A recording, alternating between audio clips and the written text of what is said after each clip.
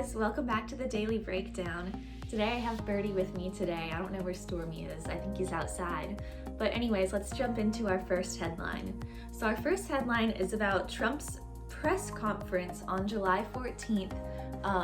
It was supposed to be about our situation with China right now, about how he's thinking about banning TikTok, all kinds of other things involving China.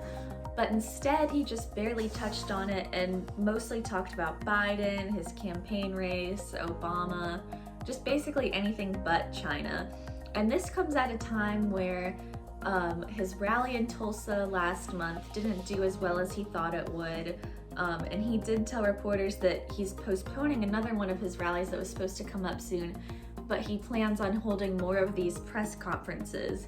So I think this is definitely a stunt, and it's a way for him to get more of an audience and more exposure than he would have at his rallies. So he's kind of saying he's gonna have a press conference, but he's covering more material that he would in one of his organized events for his campaign.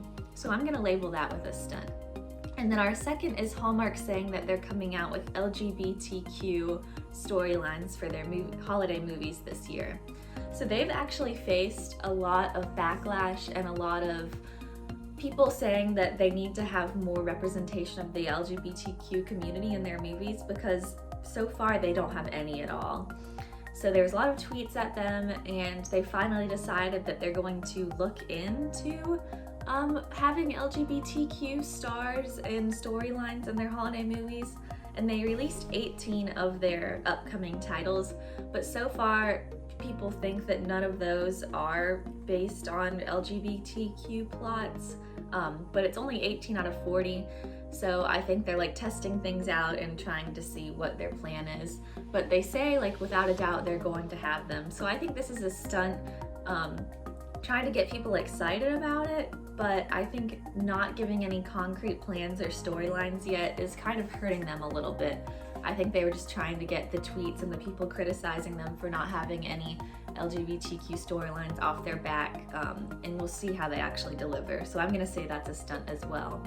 And then our third headline is Kristen Doute, I think I'm saying her last name right, had her first interview back after she was fired from Vanderpump Rules. And she basically said she's taking this time to read up and listen and learn, which is what everyone is saying, and that's good. I think she is really taking this time to realize what she did was wrong, and we covered this in a past podcast if you want to go listen to Stunt Scandal or Situation. But anyways, she was just saying that she's taking this time to realize and educate herself, but she keeps saying she's focusing on her fashion line and how she's going to work with Black designers and what she can do with them and how much her line has donated to other organizations.